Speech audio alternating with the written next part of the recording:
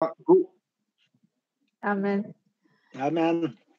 Seigneur, nous te bénissons, nous te rendons grâce pour cette réunion de ce soir, telle que tu as l'habitude de nous bénir et de nous parler de ta volonté pour nous instruire et pour nous guider, ô Père éternel, à ce que tu veux. Ce soir encore, nous voulons qu'il en soit ainsi, Seigneur, que nos cœurs soient réceptifs et notre âme disposée à t'écouter et à accepter la parole que tu nous transmets ce soir. Je te bénis, je te loue, je te rends toute la gloire et c'est là au nom de Jésus. Amen. Amen. Amen. Amen. Aujourd'hui, donc, nous allons parler de vivre dans la lumière.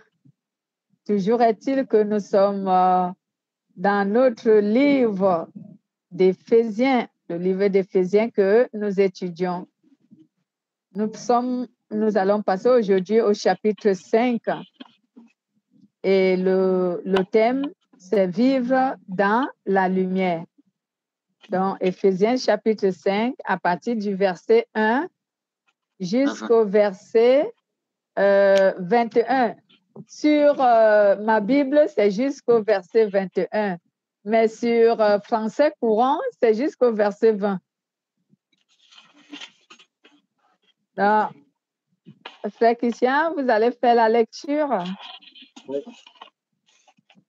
Chapitre 5, verset 1 à 21. Alors, Éphésiens, chapitre 5, versets 1 à 21. Soyez donc imitateurs de Dieu comme des enfants bien-aimés et marchez dans l'amour, de même que le Christ vous a aimé et s'est livré lui-même à Dieu, pour nous en offrande et en sacrifice comme un parfum de bonne odeur. Que l'inconduite, toute forme d'impureté ou la cupidité ne soit pas même mentionnée par vous, comme il convient à des saints.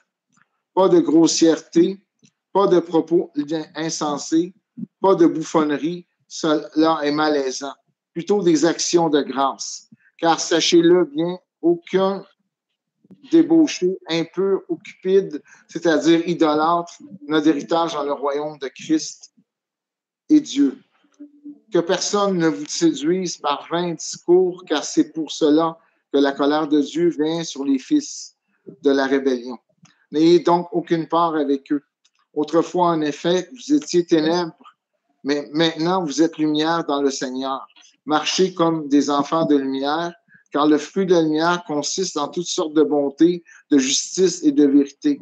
Examinez ce qui est agréable au Seigneur et n'ayez rien de commun avec les œuvres stériles des ténèbres, mais plutôt dénoncez-les.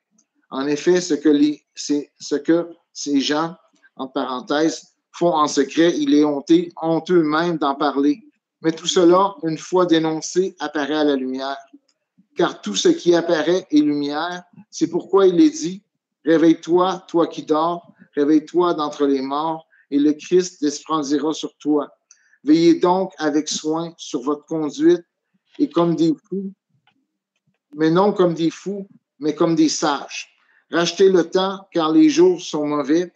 C'est pourquoi ne soyez pas sans intelligence, mais comprenez quelle est la volonté du Seigneur. Ne vous enivrez pas de vin, c'est de la débauche, mais soyez remplis de l'esprit.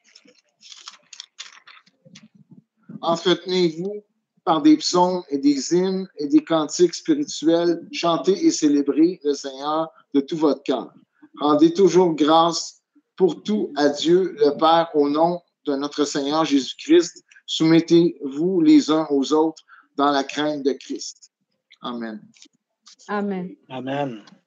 Soumettez-vous les uns les autres sur quoi? La crainte du Christ. Dans la crainte du Christ. Donc, nous parlons donc de vivre dans la lumière. Déjà, qu'est-ce que la Bible appelle ici la lumière? La lumière, c'est la parole de Dieu. C'est la parole de Dieu que la Bible appelle la lumière. Elle instruit et elle permet à celui qui la possède de discerner et de connaître ce qui est bien et ce qui est mal devant Dieu. Donc, la lumière que nous appelons la parole de Dieu, elle instruit le croyant, elle permet au croyant qui la possède, bien sûr, parce qu'il faut la posséder, elle permet au croyant qui la possède de discerner et de connaître quel est ce que Dieu agrée et ce que Dieu n'agrée pas. En d'autres termes, elle nous éclaire, elle est comme une lampe qui nous éclaire, qui nous guide sur la volonté de Dieu. C'est ce que la Bible appelle donc la lumière. Donc maintenant, quand nous revenons à notre thème qui est ici écrit, vivre dans la lumière. Qu'est-ce que cela veut dire, vivre dans la lumière? En fait, vivre dans la lumière, c'est savoir mener une vie de sainteté, une vie de justice et une vie de piété.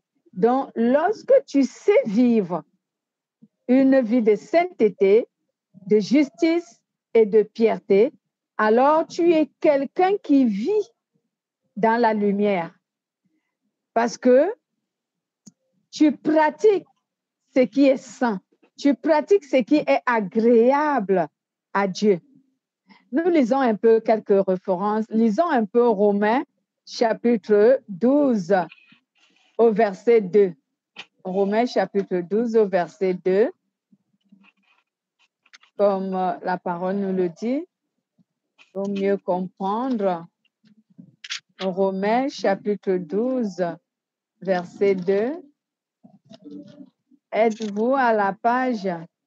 Moi, je suis là. Oui. Allez-y. Es-tu là, Pierre? Oui. Vas-y, mon frère. 2 à quoi? Chapitre 12, verset 2. 2 à jusque où? Juste 2? Oui, rien que le verset 2. OK. Ne vous conformez pas au siècle présent, mais soyez transformés par le renouvellement de l'intelligence, afin que vous discerniez quelle est la volonté de Dieu, ce qui est bon, agréable et parfait. Amen. Donc, ici, la parole de Dieu nous dit, ne vous conformez pas au monde présent, mais soyez transformés par le renouvellement de l'intelligence afin que vous discerniez quelle est la volonté de Dieu, ce qui est bon, agréable et parfait. Donc, en d'autres termes ici, la parole de Dieu nous parle d'être ceux qui sont renouvelés dans leur intelligence. Et qu'est-ce qui peut renouveler notre intelligence si ce n'est la parole de Dieu qui est la lumière? C'est la parole de Dieu qui renouvelle l'intelligence humaine. Donc, quand un être humain n'est pas détenteur de la parole de Dieu, il ne peut pas avoir une intelligence renouvelée. Mais lorsque tu possèdes la parole de Dieu, ton intelligence est renouvelée. C'est à ce moment que tu sais discerner quelle est la volonté de Dieu et qu'est-ce qui n'est pas la volonté de Dieu. C'est pourquoi l'apôtre Paul, ici, nous exhorte dans notre texte d'Éphésiens, j'y reviens et je reviens sur Éphésiens chapitre 5. C'est pourquoi l'apôtre Paul nous exhorte à faire des efforts d'être saints et sans reproche. Des efforts d'être saints et sans reproche. Mais je vais insister là-dessus en disant, même si quelqu'un vient aujourd'hui, me conseille, il faut que tu sois, fais des efforts d'être saint, fais des efforts d'obéir à Dieu. Mais si je ne détiens pas ce qui me permet d'obéir à Dieu, je ne pourrais pas. Je ne pourrais pas. Aujourd'hui, on peut dire aux chrétiens, obéis à Dieu. Mais si ce chrétien n'est pas détenteur de la lumière qui est la parole de Dieu, qui lui montre ce que Dieu agrée et ce que Dieu n'agrée pas, qui lui fait savoir ce qui plaît à Dieu et ce qui ne déplaît pas à Dieu, s'il n'est pas détenteur de cette parole, de cette lumière, comment pourrait-il être agréable à Dieu? Comment pourrait-il obéir à Dieu? Il ne saura pas. Parce qu'il n'a pas de guide. Il n'est pas éclairé. Il n'est pas éclairé. Mais tout croyant qui a la parole de Dieu, ce croyant, il est dans la lumière et il est lui-même la lumière. Et ce croyant sait ce qui plaît à Dieu et ce qui déplaît à Dieu. Alors lui, il est capable de vivre dans la lumière parce qu'il a la connaissance de la lumière. Lui, il peut vivre dans la lumière. Mais celui qui ne connaît pas ne peut pas. Il ne peut pas le faire. Donc ici, vraiment, si nous vivons dans la lumière, nous serons sans reproche devant Dieu et devant les humains. Si je reviens dans le texte, comme je le disais, pourquoi l'apôtre Paul a dit ici que nous devons vivre dans la lumière? C'est parce que à Éphèse, il y avait les gens qui vivaient dans les ténèbres, en fait. De quelles ténèbres il s'agit? Il s'agit de l'immoralité. Il s'agit de l'immoralité. Et dans leur immoralité, l'apôtre Paul a dit que c'était même une sorte d'immoralité que même les païens ont du mal à pratiquer, mais les croyants le pratiquaient. Quand tu lis dans le français courant, je vais vous donner un résumé qu'il avait dit sur le français courant. Il a dit que même la manière que les croyants et les chrétiens vivent leur immoralité, même les païens ne vivent pas une telle immoralité, de telle sorte que ce qu'on appelle souvent l'immoralité, en fait, excusez-moi du terme, c'était de l'immoralité sexuelle. Au point où les hommes prenaient leurs femmes pas de la manière qui est recommandée par Dieu. Donc, ils avaient dépravé leur sexualité, en fait. Ils avaient dépravé leur sexualité. Si je lis, comme je disais dans français courant, il dit, à partir du verset 3, je vais m'arrêter quelque part, il dit, vous appartenez au peuple de Dieu. Par conséquent, il ne convient pas qu'une forme quelconque d'immoralité, d'impureté ou d'envie soit même mentionnée parmi vous. Il n'est pas convenable non plus que vous prononciez des paroles grossières, stupides ou sales. Adressez plutôt des prières de reconnaissance à Dieu. Sachez-le bien, aucun être immoral, impur ou avare, car l'avarisme est une idolâtrie. Car l'avarisme est une idolâtrie et les avares n'auront jamais part au royaume de Dieu. Au verset 6, il dit que personne ne vous égare par des raisonnements trompeux. Ce sont de telles fautes qui attirent la colère de Dieu sur ceux qui s'opposent à lui.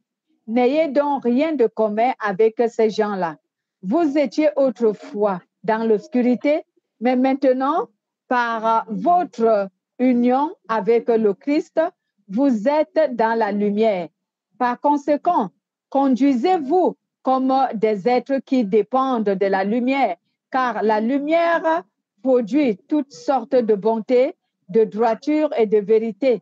Efforcez-vous de discerner ce qui est bon pour le Seigneur. N'ayez aucune part aux actions stériles que l'on pratique dans l'obscurité. Dénoncez-les plutôt. Dénoncez-les plutôt. On a honte. Non, il dit dénoncez-les plutôt. N'ayez aucune part avec eux. Dénoncez-les plutôt. Ici, il nous dit ici, n'ayez aucune part stérile, n'ayez aucune part aux actions stériles que l'on pratique dans l'obscurité. Dénoncez-les plutôt. On a honte même de parler de ce que certaines personnes dévoilaient excusez-moi, est-ce que j'ai sauté? Oui. On a honte même de parler de ce que certaines personnes font dans les cachettes. Or, tout ce qui est dévoilé est mis à pleine lumière. De plus, tout ce qui est mis en pleine lumière devient à son tour lumière. C'est pourquoi réveille-toi, toi qui dors. Donc, l'apôtre Paul dit ici que les païens même ne pratiquent pas ce que les chrétiens pratiquaient à cette époque-là dans l'église d'Éphèse. Il leur parle de l'impureté, de l'immoralité, il leur parle également de l'avarisme, mais il a beaucoup mis l'accent sur l'immoralité sexuelle. Parce que la manière dont certains pratiquaient la sexualité était hors du commun. Et il leur a dit, cela n'est vraiment pas recommandé dans les milieux chrétiens. Que chacun fasse attention à comment est-ce qu'il pratique la sexualité avec sa femme. Et là, je vais en parler. Ce sont des choses qu'on ne doit pas tenir tabou dans le christianisme parce que ça va faire en sorte que certaines personnes demeurent toujours dans ce péché-là. En réalité, lorsque Dieu crée la sexualité n'a pas été créée pour le plaisir des humains. Mais la sexualité a été permise pour la procréation. Donc aujourd'hui, à cause de l'évolution du péché, à cause de la croissance du péché, l'humain a perverti la sexualité. D'où aujourd'hui, toutes sortes de sexualités sont perverties et c'est ce que Dieu appelle de l'immoralité. Et Dieu nous appelle à la sanctification. Donc, même lorsque vous êtes mariés en tant que couple, vous n'avez pas droit à n'importe quelle pratique de sexualité. Cela est un péché. Mais beaucoup de chrétiens, et même dans les couples, comme dans certaines églises, on met la sexualité dans un lien tabou et qui fait en sorte que beaucoup de chrétiens pratiquent ces péchés de l'immoralité tout simplement parce qu'ils se disent, je suis marié avec lui, ça va. Je suis marié avec elle, ça va. Mais Dieu nous dit de faire attention parce qu'il y a une raison pour laquelle il a donné cette permission à l'homme. Ça veut dire l'homme avec grand âge, l'homme et la femme, d'avoir la sexualité dans le cadre du mariage. Mais il n'a pas demandé à ce que cette sexualité soit pervertie. Et les hommes en faisaient. Et jusqu'aujourd'hui, dans les milieux chrétiens, parce qu'on fait ça tabou, les gens n'en parlent pas, parce qu'ils ont normalisé les choses, alors que ce n'est pas normal pour un chrétien d'avoir une sexualité hors du commun. Donc, je ne veux pas ici parler de l'adultère. Je veux parler même de la sexualité qu'un chrétien aurait avec son mari ou avec sa femme. Ça doit être dans les normes de la création et non dans les normes de l'évolution du péché ou de la croissance du péché. Je sais que tous, on comprend ce que nous voulons dire ici. Il y a plusieurs méthodes sexuelles qui ont été mises en place qui ne sont pas de Dieu, mais qui sont du monde, juste pour le plaisir humain. Mais non, ce n'est pas ce que Dieu nous a recommandé. C'est pourquoi la Bible déclare même dans le livre, je crois le livre de Corinthiens, où la Bible dit que le lit conjugal soit exempt de la souillure. Si ce n'est pas dans Corinthiens, ça doit être dans Hébreu. Que le lit conjugal soit exempt de la souillure. Donc, on ne doit pas y pratiquer n'importe quelle sorte de sexualité. Être marié ne nous donne pas l'autorisation de pratiquer n'importe quelle sorte de sexualité perverse. Donc, ici, Dieu le condamne. Si vous lisez tout, comme on a lu tout notre Éphésiens jusqu'au verset 21, vous allez trouver ce que l'apôtre Paul parlait ici. Donc, nous devons donc prendre soin de ce que la sexualité dans le couple soit aussi quelque chose de sain. Qu'il soit sain parce que lorsque Dieu a créé l'institution du mariage, il a béni cette institution. On ne doit rien associer à l'institution du mariage quelque chose d'impur. Donc, les chrétiens doivent soigner leur désir sexuel, qu'il soit pour l'honneur du Seigneur et non pour le plaisir humain. On doit faire très attention parce que ce sont des péchés dont on n'évoque pas dans l'Église parce qu'on s'est dit que non, c'est tabou, on ne doit pas en parler. Mais si on n'en parle pas, les chrétiens aujourd'hui, je prends l'exemple, il y a des chrétiens qui continuent à se masturber, c'est un péché. Ce n'est pas une sexualité que Dieu a recommandée. Il y a des chrétiens, je ne veux pas les réciter ici parce que c'est trop sale, les méthodes sexuelles qu'utilisent les humains aujourd'hui. Je ne vais pas les énoncer ici, mais nous connaissons tous ce que je fais allusion ici et ce que la parole de Dieu également condamne ici. La sexualité dans un foyer, dans un couple qui est marié et qui est chrétien doit être dans les normes. Donc, voici donc pourquoi l'apôtre Paul a dit ici, voici pourquoi l'apôtre Paul a dit que si nous sommes dans la lumière, si nous sommes donc dans la lumière, nous serons éloignés des œuvres des ténèbres, des œuvres stériles des ténèbres. Il ne parlait pas ici de l'idolâtrie, mais il parlait de ces trois péchés dont je venais de citer, l'immoralité sexuelle, et il parlait de l'impureté et il parlait de l'avarisme. Ce sont ces trois péchés dont il a évoqué dans ce contexte. Et nous savons que lorsque, je prends un exemple, la parole de Dieu nous dit ici que lorsque quelqu'un est avare, il est semblable à un idolâtre. Donc, c'est comme si cette personne, la chose dont elle apprécie beaucoup devient pour elle un dieu. Donc, quand tu es avare, si tu es avare du côté financier, par exemple, toi, tu n'arrives pas à donner un centime à quelqu'un, que tu adores beaucoup l'argent, c'est que l'argent devient pour toi un dieu. Si tu adores la nourriture, que toi, tu n'arrives pas à la partager avec quelqu'un, la nourriture devient pour toi un dieu.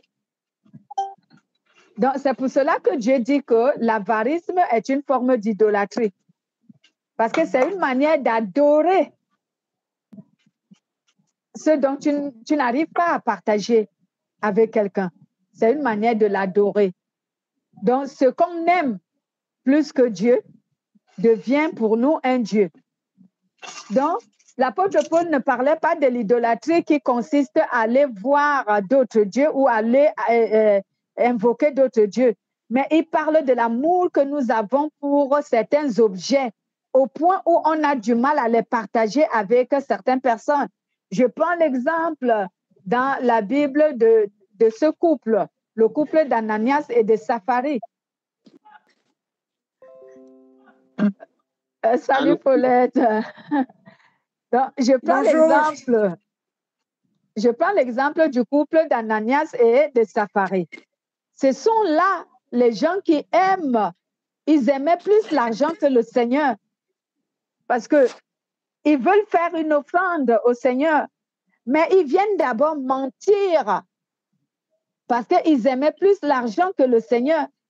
Ils ont vendu une parcelle de terre pour en faire une offrande à l'Église, dans le corps du Christ, mais ils étaient libres de dire la vérité, que nous, on a vendu, par exemple, cette parcelle de terre, nous l'avons vendue à 100 000 $, mais on a décidé que nous allons donner seulement 50 000 $. Il fallait être véridique.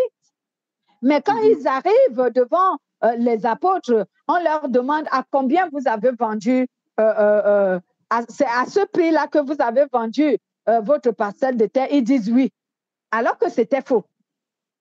Ils avaient vendu ça à plus que ce qu'ils avaient donné. Mais au lieu de dire non, on a vendu ça plus que ce que nous donnons pour notre participation, mais nous avons décidé que nous n'allons pas donner tout, on va donner une moitié. Ils ne l'ont pas dit, ils ont dit oui, ils ont menti au Saint-Esprit. Et c'est quoi? C'est l'avarisme. Parce que tout ce monde-là vendait leurs biens et ils venaient déposer ça aux pieds des apôtres pour les besoins de toute l'Église. La Bible témoigne que personne ne restait avec quoi que ce soit. Ils venaient tout déposer parce qu'ils étaient une famille et tous, ils se partageaient ces biens de manière équitable. Mais eux, parce qu'ils étaient avares, ils ont caché une partie. Et ils sont venus mentir encore. Non seulement ils prennent l'initiative de cacher une partie, mais ils ne s'arrêtent pas là, ils viennent encore mentir. Et l'apôtre Pierre leur a dit, ce n'est pas à moi que vous avez menti, mais c'est à Dieu. Donc, comme vous mentez à Dieu, alors qu'il fasse de vous ce qu'il veut. Ananias et Sapharie sont morts. L'apôtre Pierre leur a dit, est-ce que le prix n'était pas à votre disposition pour que vous en fassiez ce que vous voulez? Il voulait leur dire que le prix était à votre disposition. Tu ne vas pas dire, je vais venir donner 100 000 $ pour ma participation et après tu viens, tu amènes 50 000 $ et quand on te dit c'est à ce prix que tu as vendu, tu attestes que oui, alors que tu sais bien que tu mens. Ouais. Mais c'est eux qui ont voulu être dans le royaume. Dans le fond, c'est eux qui ont choisi aussi de donner leurs biens. Oui, c'est eux-mêmes. On ne les avait pas obligés. En fait, chacun venait donner selon qu'il disposait. C'était comme ça. Chacun venait donner selon qu'il disposait pour le bien de toute la communauté. On n'obligeait pas quelqu'un à donner. C'est chacun qui se prononçait. Et même Ananias et Sapharie, on ne les avait pas obligés. C'est eux-mêmes qui se sont prononcés de venir donner. Mais maintenant, quand on leur pose la question, c'est à ce prix que vous avez vendu votre parcelle de terre, ils ont dit oui. Et pourtant, ils avaient menti. Ce n'était pas à ce prix. C'est ton argent, tu as la décision. Mais dis tout simplement, oui, j'ai vendu à 100 000 $ par exemple, mais je décide de donner 50 000 $. Je ne donne pas tous les 100 000 $. C'est normal, c'est ton argent. Tu donnes ce que tu veux. La Bible déclare que donner avec donner sans contrainte ni exigence. Vous donnez sans contrainte, mais ne mentez pas. Ne mentez pas. Voilà. Donc, l'avarisme est une forme d'idolâtrie. Lorsque tu es avare, devant Dieu, tu es idolâtre parce que c'est comme si, je ne sais pas dans quel domaine tu es avare. Il y a les gens qui sont avares pour les biens matériels, il y a les gens qui sont avares pour les finances, il y a les gens qui sont avares pour la nourriture, il y a les gens que il ne va jamais te donner à manger chez lui. Jamais. Donc, il est avare pour ça. Alors, toute chose qui te rend avare, alors cette chose-là, tu l'aimes. Cela montre que tu aimes cela plus que Dieu. Donc, c'est pour cela qu'on dit que l'avarisme est une forme d'idolâtrie. Et dans d'autres Bibles, l'avarisme est considéré comme étant la cupidité. La cupidité est une forme d'idolâtrie. Donc, quand tu es cupide, c'est que tu aimes cette chose plus que tu aimes Dieu. Alors, pour Dieu, tu es cupide parce que la chose que tu aimes plus que lui devient pour toi un Dieu. Tu l'adores tellement.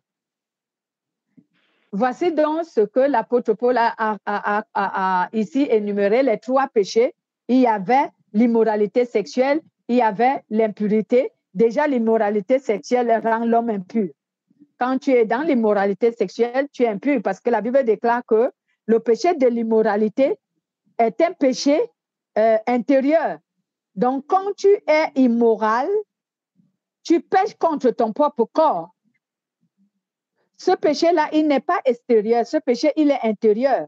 C'est la même chose avec l'adultère. Donc, on parle ici de tout péché qui touche, qui parle de la sexualité. C'est un péché qui est un péché intérieur. Donc, quand tu pêches dans la sexualité, tu pêches contre ta propre nature, donc ton propre corps. C'est pourquoi nous voyons souvent certaines personnes aujourd'hui possédées par des esprits méchants parce qu'ils ont pratiqué des formes d'immoralité qui attirent les esprits méchants et qui s'incarnent en eux.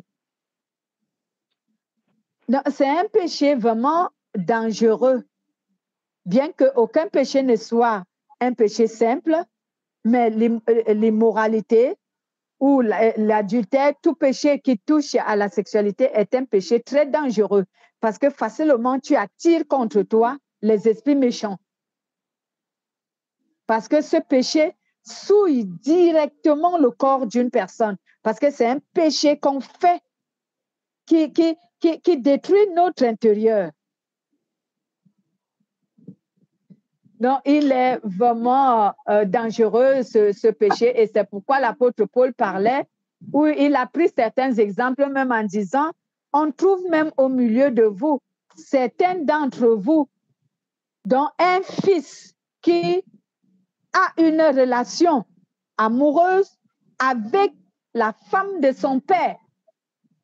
Donc, cela, on peut considérer cela comme étant de l'inceste. C'est une souillure. Donc, il y a plusieurs formes d'immoralité, comme je venais de dire. L'apôtre Paul nous fait donc savoir que quand on est dans la lumière, c'est que lorsqu'on vit dans la sainteté, dans la justice et dans la piété, on peut facilement éviter ce genre de péché. On peut éviter de succomber à ce genre de péché. Parce que la parole de Dieu qui est la lumière à nous, elle nous éclaire pour nous guider et nous faire connaître que ça, c'est pas bon pour vous. Non seulement pour votre propre vie, c'est pas bien, mais encore, c'est pas bien pour votre relation avec Dieu, mais en plus, ce n'est pas bon pour votre communion avec le Saint-Esprit. Ce n'est pas bon. Dans le fond, c'est un péché que quand quelqu'un se convertit, que souvent le Seigneur va mettre à la lumière en premier de tout. Oui, j'imagine. Oui, c'est un péché vraiment. Quand je dis que c'est un péché dangereux, je continue à dire qu'il n'est pas le seul péché qui soit dangereux. Tous les péchés sont dangereux. Mais ce péché est dangereux pourquoi? Je parle de tout ce qui est la sexualité, qu'elle soit l'adultère, qu'elle soit l'immoralité telle que nous le connaissons tous bien. Lorsque tu pratiques ce péché, j'ai du mal à croire que le Saint-Esprit va demeurer en toi. Il ne va pas demeurer. Parce que le Saint-Esprit n'aime pas être souillé. Il n'aime pas être souillé. Quand quelqu'un pratique ce péché, par exemple, tu regardes la pornographie, tu pratiques... je disais, c'est un peu sale pour moi vraiment de citer tout ça. Non, c'est un peu sale. Donc, quand tu pratiques tout péché sexuel, j'ai du mal à croire que le Saint-Esprit va demeurer en toi. Il ne va pas demeurer. Il va te quitter. Il va partir. Il va partir. C'est pourquoi il disait c'est un péché intérieur. C'est un péché intérieur. Donc, quand tu pratiques ce péché, tu pêches contre toi-même d'abord. Tu pêches contre toi-même parce que tu te souilles. Tu te souilles. Et l'apôtre, voilà, le Saint-Esprit me ramène encore un péché. Il a parlé également des paroles grossières. Il y a des gens qui restent là à écouter des paroles grossières. Ça souille ton âme. Il ne faut pas écouter n'importe quelle parole. Il y a des gens qui écoutent la musique perverse. Elle souille ton âme. Elle souille l'âme, la musique perverse, les paroles perverses, les actes perverses. Ça souille l'âme. lorsque tu es là, tu écoutes une musique qui est perverse, à quoi tu penses? Elle va souiller ton âme. Puis même, Les paroles grossières souillent l'âme. Même la musique, des fois, on ne sait pas, mais elle peut, les fréquences de la manière qui sont faites, il y a toutes sortes de manières que la musique du monde peut nous affecter dans nos comportements, puis dans la manière que... Tout à fait. C'est clair qu'on voit ça de plus en plus aujourd'hui, puis c'est pour ça que Satan, il se sert de ces gens-là, justement, pour témoigner son message. Exactement. Pour séduire. Pour séduire et polluer les cœurs. Donc, lorsque tu écoutes une musique perverse, elle va souiller ton âme. C'est pour cela que la Bible, la parole de Dieu intervient et empêche aux chrétiens de suivre la musique du monde. Avant, c'est pour cela. C'était juste dit, mais là maintenant, on est en mesure de voir. Le monde des ténèbres, il ne se cache même plus. Là. Tu regardes là, des fois les vidéos, comment ça peut aller très loin, là, des vidéos de musique ou quoi que ce soit, c'est incroyable. Tu te demandes si c'est pas carrément Satan qui n'est pas là devant toi en train de faire. Mais tout à fait. Et ils ont, la plupart des musiciens dans le monde, ils ont des pactes avec le diable. Je m'excuse de le dire, mais d'aucuns vont se reconnaître là-dedans.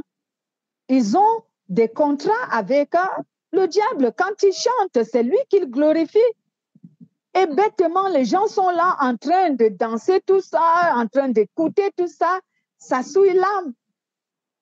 Une personne qui a des paroles grossières, qui parle de tout ce qui est grossier, donc il te souille l'âme quand tu écoutes ça. Il souille ton âme. Et c'est tout ça que l'apôtre Paul appelle ici l'immoralité, l'impureté. Quand une parole, excusez-moi,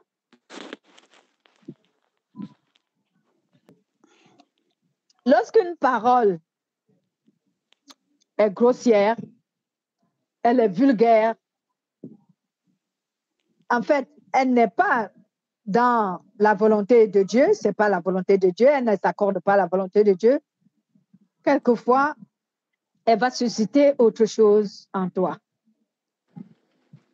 Pourquoi? Elle peut susciter certains désirs, elle peut susciter certaines envies que tu n'avais pas bien avant de l'écouter. Oh là là. Satan essaie de t'empêcher d'en parler. D'en parler, exactement.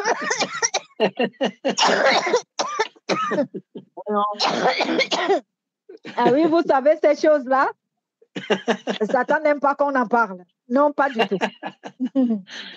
Il n'aime pas qu'on en parle parce que ça, c'est une manière de le dépouiller et d'éclairer les croyants pour qu'ils fassent attention que, je me disais que, bon, même si j'écoute une chanson du monde, c'est pas grave.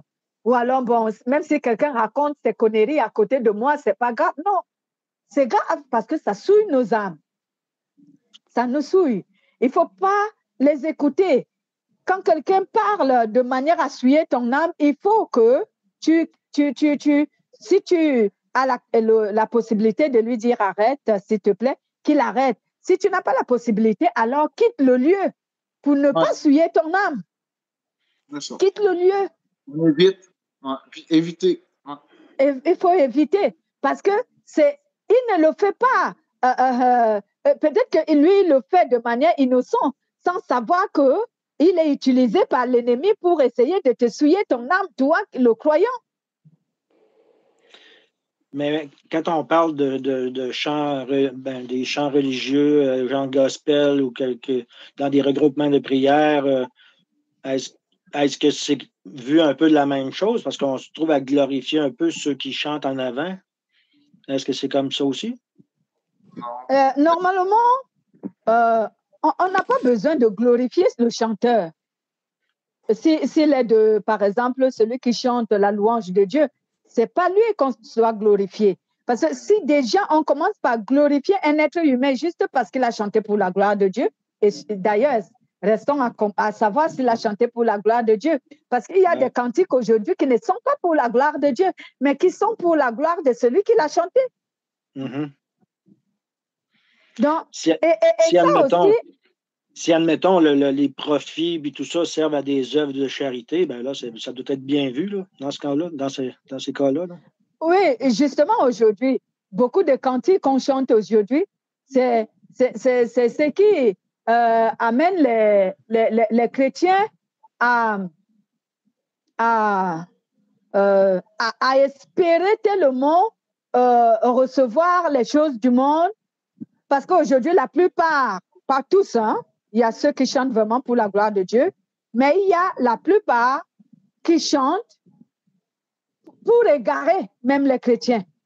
Et je me souviens qu'il y a l'une de mes filles, la fille de Dieu, avec un cantique dont je lui ai dit, en pleine réunion, je lui ai dit, tu arrêtes de chanter ça, parce que ça ne glorifie pas Dieu. Un être humain n'a pas le droit de donner un ordre à Dieu. Nous, on implore Dieu, on le supplie, mais on ne lui donne pas le droit, on n'a pas le droit de l'imposer quoi que ce soit, parce que le cantique dit, par exemple, il dit, il est hors de question que ça se passe comme ça dans ma vie, Seigneur, agis. Écoutez bien la phrase, il est hors de question que ça se passe comme ça. Et tu donnes un ordre à Dieu là, qu'il est hors de question qu'il laisse ta vie comme ça. Ce n'est pas lui qui a rendu ta vie misérable, c'est toi à cause de ton péché, ce n'est pas Dieu. Et tu ne peux pas lui donner un ordre qu'il est hors de question que ça reste comme ça. Mais tout le monde chante ça maintenant. Tout le monde le chante. Pourquoi? Parce que beaucoup de chrétiens sont dans des difficultés et cette chanson-là les fait croire qu'ils peuvent imposer à Dieu leur volonté. Alors que personne d'entre nous ne peut imposer à Dieu sa volonté. Il y a un cantique également qui passait une fois que j'avais également sensibilisé dans notre communauté, parce que moi, je ne laisse pas n'importe quel cantique passer dans notre communauté, hein, jamais. Et, il y avait un cantique où un monsieur avait chanté « Je vais dans le camp de l'ennemi pour arracher ce que Satan m'a volé. Je vais dans le camp de l'ennemi pour arracher ce que Satan m'a volé. » Toi, tu peux entrer dans le camp de Satan. D'ailleurs, qui t'a envoyé? Dieu? Dieu ne t'a pas envoyé là-bas. Tu vas là-bas faire quoi? Ce qui se passe dans la vie d'un chrétien, c'est que Dieu restaure nos vies.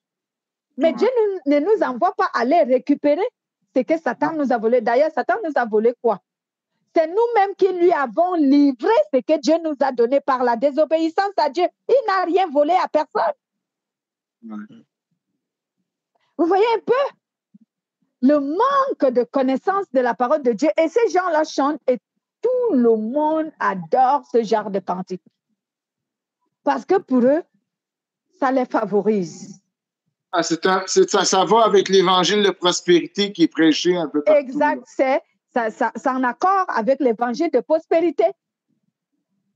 Donc, voici c'est pourquoi l'apôtre Paul nous a dit, lorsqu'on va presque à la fin de notre texte, l'apôtre Paul nous dit ici, il nous dit, encouragez-vous les uns les autres par les psaumes, par des hymnes et des saints cantiques, inspirés par l'Esprit, chantez des cantiques et des psaumes pour louer le Seigneur de tout votre cœur. Donc, les paroles grossières, que ce soit les paroles grossières au travers d'un cantique, c'est pour cela qu'il faut bien comprendre un cantique avant de le réciter, le chanter pour glorifier Dieu. Il faut bien écouter les paroles. Qu'est-ce qui pousse cette personne à chanter comme ça? Il faut écouter le message. Parce que quelquefois, le message, il est inspiré de Satan, mais on les appelle les gospels. Il faut faire attention. Parce que tous ne chantent pas pour la gloire de Dieu. Et ce sont ces gens-là que tout le monde honore. Quand ils montent sur les podiums, on les acclame comme des dieux. On crie comme si c'était les Michael Jackson du monde. Et pourtant, vraiment, ce n'est pas pour la gloire de Dieu que ces gens-là chantent. Donc, quand tu écoutes même soi-disant un cantique qui n'est pas inspiré du Saint-Esprit, tu souilles ton âme. Oui, tu souilles ton âme sans t'en rendre compte que tu es en train de souiller ton âme. S'il plaît à Dieu, nous continuerons sur le même thème dimanche prochain, vivre dans la lumière, jusqu'à ce que le Saint-Esprit nous dise tout ce qu'il a prévu pour nous sur ce texte-là. Comme ça, nous allons mieux comprendre ce que nous devons faire attention. C'est pour ça que beaucoup de chrétiens ont du mal aujourd'hui à être des vrais chrétiens, parce que c'est vrai, être un vrai chrétien, il y a beaucoup de restrictions. Il y a beaucoup de restrictions. Il faut vraiment être saint. Comme Dieu a dit, je suis saint et vous serez saints. Ceux qui m'appartiennent doivent être saints. Donc, quand tu es saint, il faut éviter n'importe quelle sexualité. C'est ça qui montre que tu vis dans la lumière. Quand tu n'es pas marié, tu restes chaste. Tu ne dois pas avoir n'importe quelle sexualité. Non. Même quand tu es marié, ta sexualité doit honorer Dieu. Quelqu'un me dira, mais comment est-ce que la sexualité d'un couple honore Dieu? Mais si la sexualité n'honorait pas Dieu, Dieu n'allait pas permettre que les humains aient la sexualité. Mais quand il nous a créés, qu'est-ce qu'il a dit? Il nous a bénis. Quand il a marié Ève à Adam, qu'est-ce qu'il a dit? Il les a bénis et il les a dit, soyez féconds et multipliez-vous. On devient fécond comment? Et on se multiplie comment? Donc Dieu a béni la sexualité pour que les humains puissent se multiplier à travers la sexualité. Mais ce n'était pas pour notre plaisir. Mais nous, à cause du péché, on a transformé la sexualité pour notre plaisir. Et aujourd'hui, à cause de ce plaisir, on a créé toutes sortes de méthodes sexuelles pour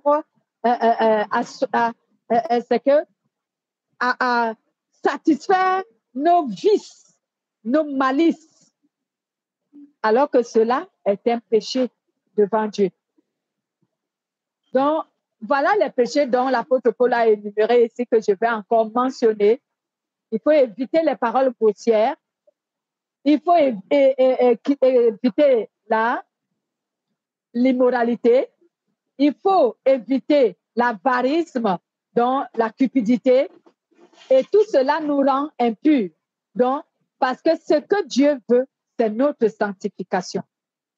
Quand tu vis dans la lumière, tu dois être sanctifié. On va s'arrêter là. On continuera dimanche prochain par la grâce de Dieu. Amen.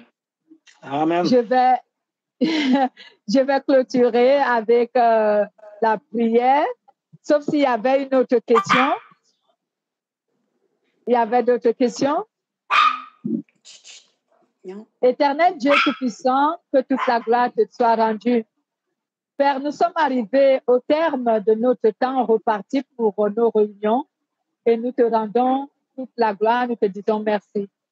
Maintenant que nous allons nous séparer entre frères et que chacun va rester chez lui, Père, nous ne nous séparons pas avec toi, mais nous voulons que tu maintiennes chacun de nous dans ta volonté en étant chez nous, surtout sur le thème que tu nous as parlé. Tu nous permets-nous de vivre vraiment dans la lumière, en nous sanctifiant, corps et âme, esprit.